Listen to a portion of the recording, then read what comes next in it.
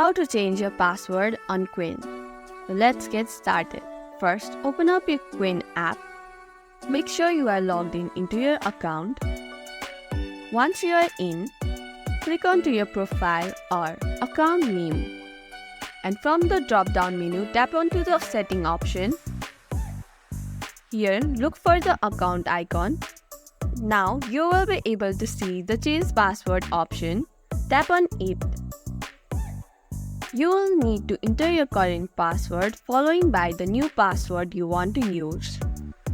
Now, click Save or Confirm to apply the changes. You may be asked to verify email, SMS or two-factor authentications.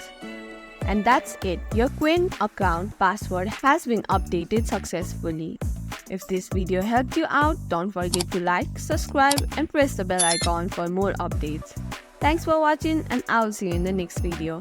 Bye for now.